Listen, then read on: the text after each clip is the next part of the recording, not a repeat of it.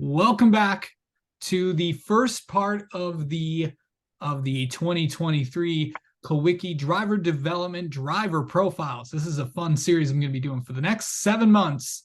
You're going to be hearing from all 7 drivers, and we're going to kind of get to know them outside of racing, inside of racing, plus some interesting things you might not know about them.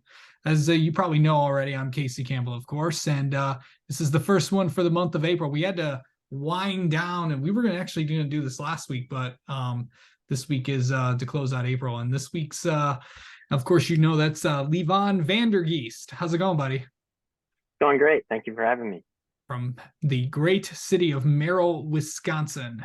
So first off, before we get to know a little bit about you, you just came off a not so good run at Slinger, but overall, how did you what was that weekend like? We started the weekend off well. It was our first race with our new crew chief that we brought in. Chris Weinkoff has been my crew chief forever, so he's still crew chiefing me, but we brought another crew chief in for some new ideas. Tony D'Ambrose. And so it was our first race with him, and I think it went really well as far as dialing the car in. I mean, we had a really fast car by the end of the second practice session. I was excited to qualify it, and then the worst thing that can happen in qualifying happened to me. I slipped coming off a four coming to the white flag, so my 2 fastest laps were ruined because of that. So we had to race our way in, made it in, started 21st in the feature, and then we ended up getting caught up in a wreck. That was no one's fault. Nothing that we could do to avoid it. Just anything that you could think could go wrong in the weekend did. But it's about the rest of the season. It's a championship run this year, so it's that one race isn't going to ruin the whole season. We got lots left to go, so just keeping a positive mental attitude moving forward is what we're hoping to do. I mean, we had a fast race car, so that's the biggest thing. That moving forward, we can hopefully get some fast times and win some races. So talk about just like, first off, how you got into racing or something like that. I know we've mentioned it before the last time you were on here, but just give an overall, like, what really got you into it? Was there like one specific thing? Um, that's a good question. I think I was my dad is the one that got me into racing. Just he got me into bandoleros, had me in the shop working on my bandolero. But the thing that got me into racing was when I finally got my first win in bandoleros, which wasn't until the third year. I went through two years of bandoleros where I had no wins or anything, and then like even halfway through the third year, and I started getting really discouraged. I was like thinking like maybe this isn't for me. Like maybe I just don't have what it takes to be a good race car driver. And then after I got that first win and realized that I could do it, then I started clicking off more and more wins, and then that's when I got really hooked to it. I mean, once you get your first win as a race car driver, that's all you think about is wanting to get more. So I would say that was the biggest moment that hooked me into racing until now. So how old were you when you got your first win? I believe I was 10 or 11. I started racing bandoleros when I was 8.5, so my third year would put me probably 11 years old. Okay. Um, so just kind of give maybe a context of maybe, so this is kind of like the driver profile side of this, some things you might not know. Um, if I'm not mistaken, you grew up on you live on a farm, if I'm not mistaken. Yeah, I live on a beef farm. We've been farming beef cows since I can first remember. I remember the first way that I started making money when I was like I think in like kindergarten and first grade is my dad would pay me like $1 or $2 a day to help him feed the beef cows during the winter. Yeah. And yeah, that was the first way that he started teaching me about having a good work ethic and stuff, was farming beef cows. And then eventually I started doing my own thing of raising pigs to make extra money, because when I was in middle school, my dream was to have my first car be a Camaro. Yeah. So I started raising pigs to Yeah. save up to buy a Camaro, and I ended up finding one actually when I was 15, for $9,000 in Escanaba, Michigan, and it was perfect. I raised up just enough money to get it. I went and paid cash for it and drove it back down, and I've had it ever since. That's actually really cool. What year was the Camaro? It was a 2012 V6 manual. Do you still have it? Yeah, That's actually really cool. Yeah, you had to go, like, how far did you have to go? Because for people that don't know, Escanaba is up in the UP, up in yeah, Michigan, which is obviously where I'm from. yeah. But like, where did you find this thing? Did you like go on the internet and find it or something? Yeah, I was looking on like car gurus for a long time, and my mom was the one that was looking on Facebook Marketplace for me because she knew I was looking for one too. Yeah. And she found it on Facebook Marketplace for like 10,500, I think, and we talked Mhm. them down to 9,000. And I love the car. I mean, all the pictures that I looked at it, it was had low mileage, and I fell in love with it. And I think it's like a 3.5 hour drive up to Escanaba if I'm Yeah. somewhere around there. So we made it a 2 day trip. We drove up and then stayed the night and then drove back down the next day. I got to drive it back down. It was a really good time. It's a memory I'll have forever. Yeah. What was, you know, I'll ask this. We're kind of backtracking here. What was growing up like? Just Merrill, Wisconsin, live on a beef farm. You're an only child. So what was growing up what was growing up like? Yeah, that's a good question. I was around race cars a lot growing up. I Yeah. mean, I've said this before. I took my first steps in a race shop. I grew up helping out Chris and Jason and my dad at the track. Chris and Jason were racing ASA at the time. Uh, a lot of that, and then with the beef farm, a lot of taking care of the cows in the winter, giving them silage and hay. That's where I got my work ethic from for like working on race cars. Was originally from farming. It's a lot of work. Um, and my dad did a good job of teaching me that at a young age, like the value of a dollar and like hard work that it pays off. And when I started racing too, he made it pretty clear that like if I don't work on the car, then I don't race. So like it was always my job to clean the car and do all the maintenance on it before each race, even when I was in Bandoleros. So I appreciate that now because it gives you so much more appreciation and gives you so much more drive to want to win races Yeah. when you do a lot of the work. So yeah, that's a general summary of how it was growing up. Okay. How much do you credit your dad for your racing career? I have to give him the majority of the credit because he's uh, he's been the primary source of funding for my race team, obviously, Yeah. throughout the years, and he was the one that got me into it originally when I was younger. I mean, I was I never really even thought of the concept that I could be a race car driver growing up when I was watching him at like Marshfield and stuff. Yeah. I would watch him and I thought it was cool, but I always helped out Chris and Jason and my dad. But when I was 8.5, he bought me a race car and got me into it. So I have to give him the majority of the credit for it. Yeah. um there's your dad, and also I know mom plays a big role too in this as well. What was mom's feelings like? It's like, oh, just like dad, he's gonna be a race car driver, I guess. Yeah. She's always, as moms usually are, she's always very nervous when I'm on the track. Yeah. Uh, she doesn't care as much when we always make the joke. She's always fine when my dad's on the track, but when it's me, she's really nervous. So she's always been that way, but she's also been the biggest thing that she's done for me is she gives me great advice all the time. Like, racing can get really heated sometimes and, emotions get high, but she's always done a great job of keeping me level headed and putting things into perspective for me. So you mentioned something about one thing that I've known about you in my short time of knowing you is that you're a pretty kind of calm, level-headed person. Did that come from something, or just have you always been like that, or did you get it from like your mom or your dad or something? Yeah, I didn't get it from my dad. He's definitely not that way when it comes to racing, but it's kind of just I grew up that way.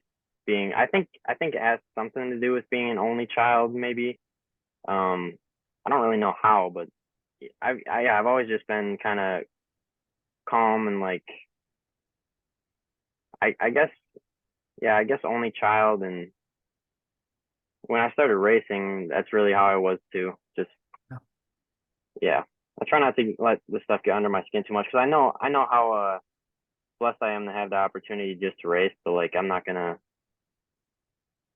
I'm happy just to be doing it. Yeah.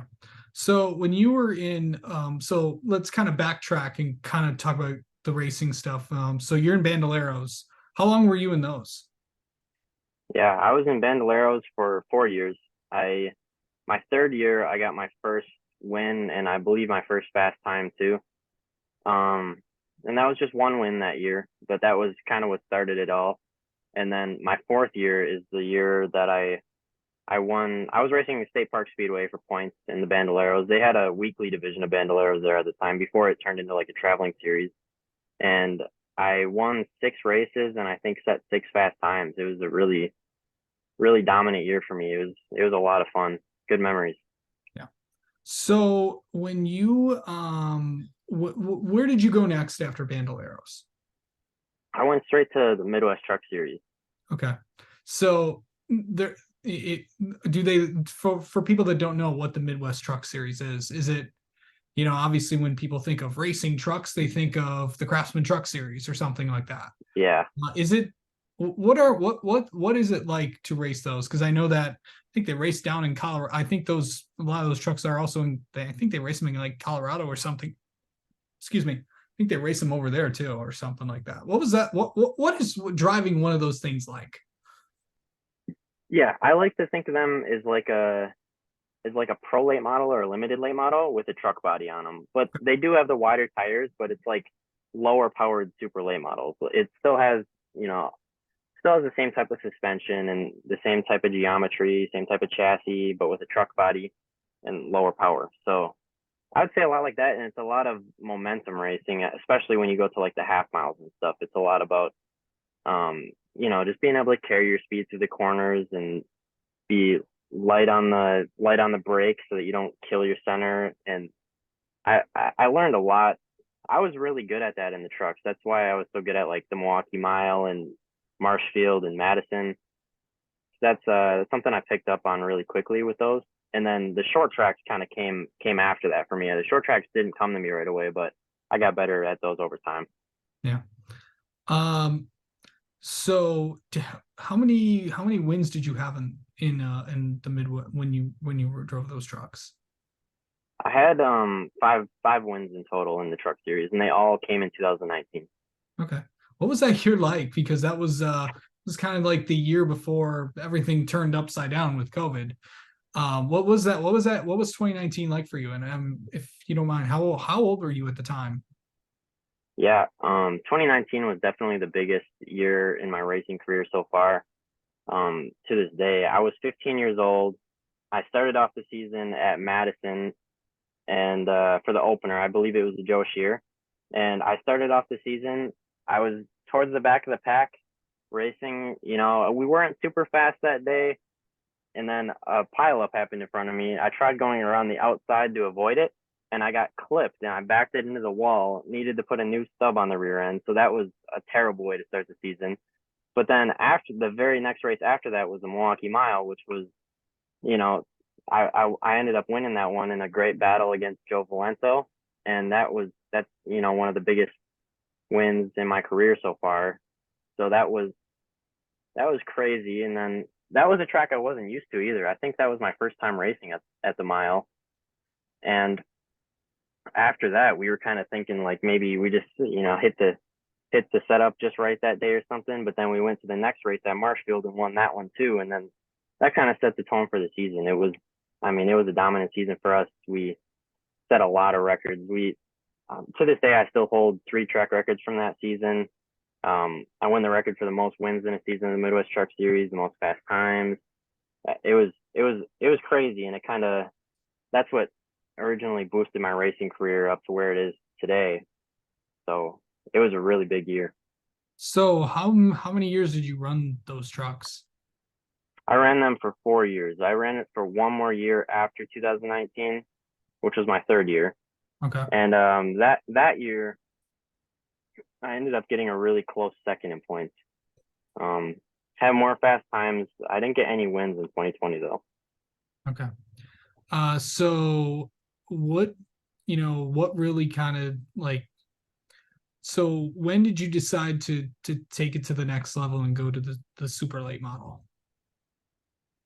Um, yeah, super lates were just the next. They're the next step up from the Better Truck Series. After 2019 and 2020, we kind of felt like we proved everything that we could prove in the Midwest trucks. So the next step is to move up into super lates, and we actually decided to go right into the ARCA Midwest Tour to which really I think it was a great series for me to cut my teeth in because you only become as good as the drivers that you race against. So instead of like cutting my teeth against like local guys weekly, I went up against the best of the best in the Midwest, and they drive with a lot of respect, and I learned a lot, especially that first year, just from following guys like that.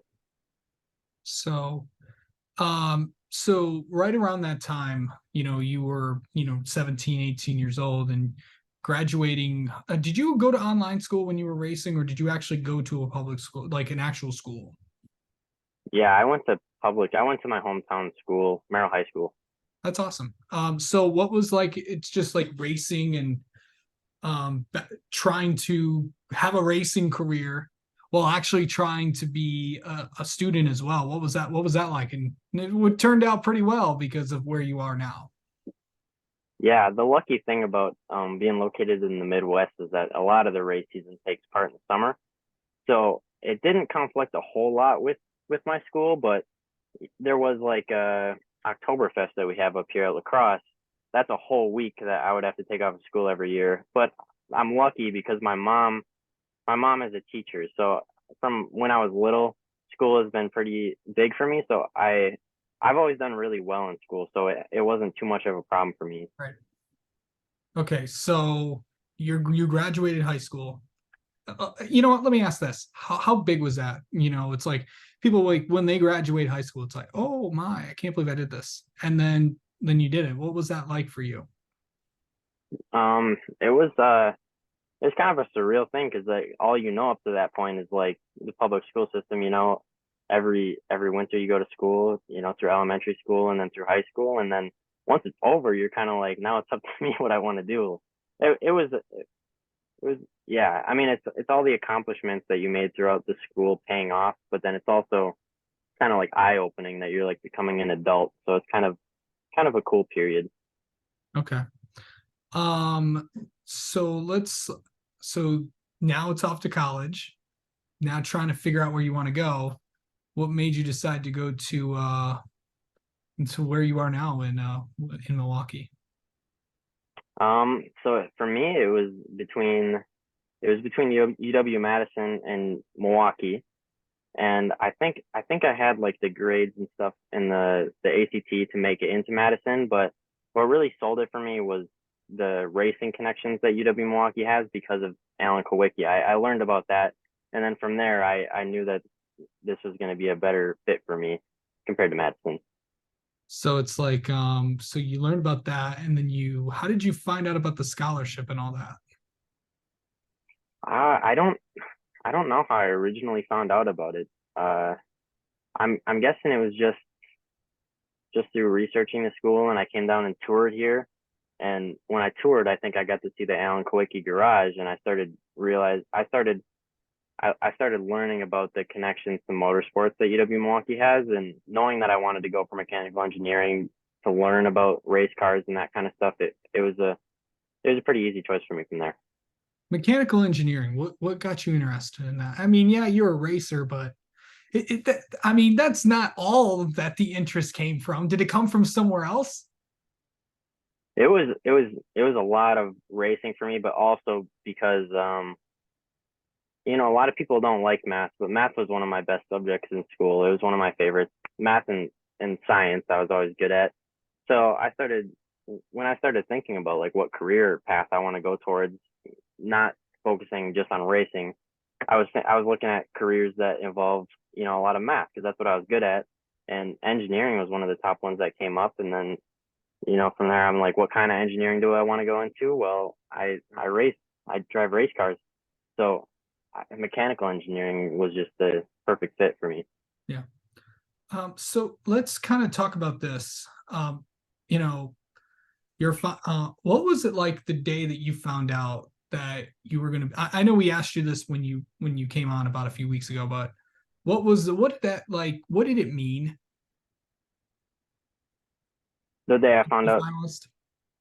yeah, that was a huge. I mean, my first time. It was my first time making as a semifinalist as well. So I didn't really know how high my odds were of making it as a finalist. But when I did actually see that, it was kind of surreal for a little bit. And then I didn't. And then I started learning more and more about Alan Kowicki and who he was, and like how monumental he was for the state that I live in. Like living in Wisconsin, the state that Alan Kowicki grew up in.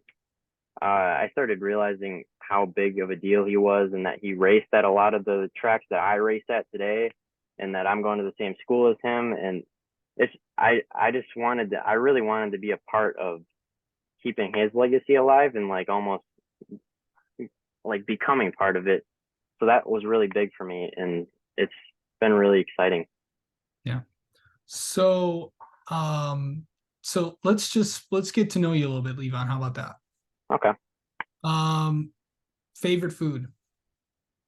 I really like even though I live on a beef farm, I really like seafood. So like I like salmon a lot, and like any type of seafood really is my favorite. Okay. Do you have any pets? Yeah, we have, besides for the cows, we have two dogs, a German Shepherd and a yellow lab. The yellow lab actually just turned 13 couple on April 20th. And the German Shepherd's only 2 years old, and he's my best friend. Me and every time I go back home, he's excited to see me, and we hang. He's like by my side every minute that I'm home. He's a great dog. That's awesome. Um, okay. What besides racing, do you have any other interests? Yeah, I've been playing guitar since I've been 6 years old, That's so awesome. music has been a big interest for me. I like discovering different types of music and stuff. I like playing guitar, and then from guitar, I went and learned how to play bass guitar, so I play that too. And I know how to play some basic stuff on drums too, so I mess around with that every once in a while. And other than that, snowboarding. I started snowboarding like 3 or 4 years ago with my friend Sawyer, and I didn't do it at all this year, but in the past that's been really fun. It's kind of like it's almost relaxing. So it's something I like to do in the winter, just to wind down. And other than that, me and my dad also started taking pilot's lessons last, I think, yeah, this last summer. So I'm hoping to finish out getting my pilot's license this summer. So that's another exciting hobby I've been getting into. Um, I think that's about it. Okay. How would you rate your first year of college? It's been good. I mean, I think of it. I've been going home every weekend so far. I haven't had much of a college experience, so it's been school for me. But I mean, I've liked it so far. The classes have been good. I've met a lot of nice friends down here so far. I'm excited for next semester. I think in the winter I'm gonna be able to stay down here more, and like kind of get to hang out with people and get to know more people, go to some events. So I'm excited for that. Yeah, for sure. And then just overall, like, you know, what's it like just making new friends and stuff? What's that been like? Yeah, I'm not the type of person to usually like go up and just talk to people, but college has opened me up to that, because I don't have any of like my friends from hometown that came here. So I've had to make new friends of my own. Obviously my roommate I became friends with right away, but then, in classes I just started talking to the people around me, and, you know, talking back and forth, and next thing you know, you're joking with each other, and then they become friends. And that's been good for me to like open up and get to know more people. Did you go in blind for when you picked your roommate? Yeah, I did. I did. I figured it would be good for me to not go with someone that I already know, because then I would just stick with them and not meet new people. So Right. I went blind. I got lucky. He's been really good. he doesn't care that I'm on iRacing every night down here. That doesn't bother him at all. So yeah, he's been. I think I'm gonna room with him again next year. So That's amazing. It's you never know where friends can you never know where you can meet friends. It's maybe it was just meant to be, I guess. yeah, That you guys just wanted to room together and become friends. Who knows? And also what's name two things that are people might not know about Levon Vander Geest. that's a tough one. Um, my favorite genres of music are like 90s rock. Okay. That's what I really like. I really like the Red Hot Chili Peppers. They've been my favorite band for a long time, so that's one thing. And then I don't know. I guess a lot of people are surprised that I was a pig farmer growing up, but I already mentioned that. But that's one thing that a lot of people Yeah. don't know. Okay. All right. Well, this is going to wrap up episode number 1 of the Kawiki Driver Development Program finalists for 2023 for the driver profiles. Next month we'll have episode 2. But Levon, thank you so much for coming on and talking with us, and best of luck. Oh, by the way, when are we going to see you next? That's going to be 2 weeks. First week of May for the Joe Shear Classic. All right. Of course, that is at Madison. So that'll be fun there. All right, Levon, thank you so much. We'll talk to you soon. Thank you.